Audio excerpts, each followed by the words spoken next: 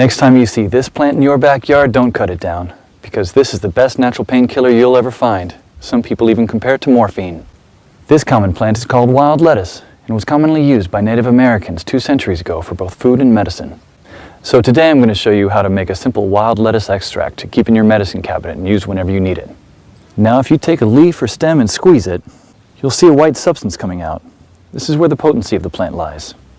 Because of this white juice, the early European settlers also called it opium lettuce. This milky substance doesn't contain any opiates, but it's working on the central nervous system directly to lessen the feeling of pain.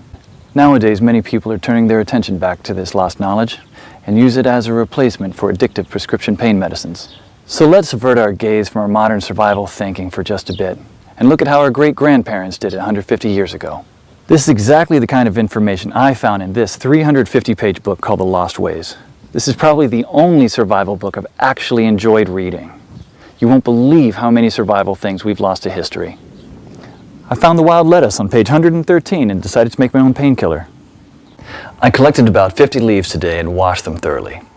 So the first thing you should do is grind them up in a blender, not very thinly and only just for a few seconds.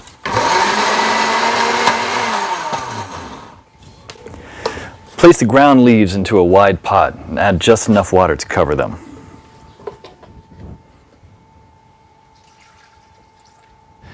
Now place the pot on the stove on low heat for 30 minutes. Do not let it boil because you'll destroy all the good stuff in it. Stir every 15 minutes until the water reaches a dark brown color, just like this.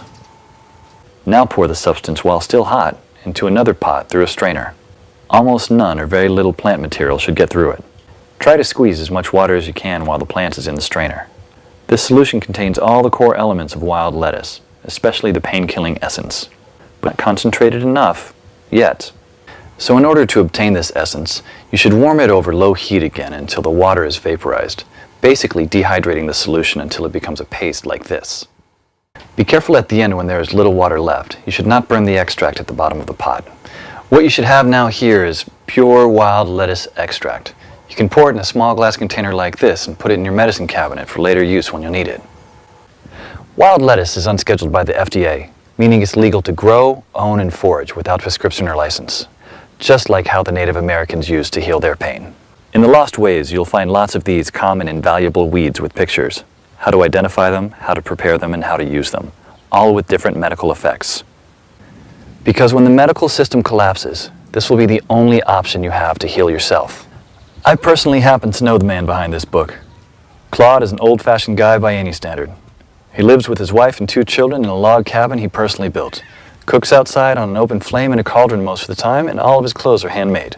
He has a 150-square-foot root cellar stuffed with all sorts of homemade canned foods and goods, and he raises cows, sheep, and chickens.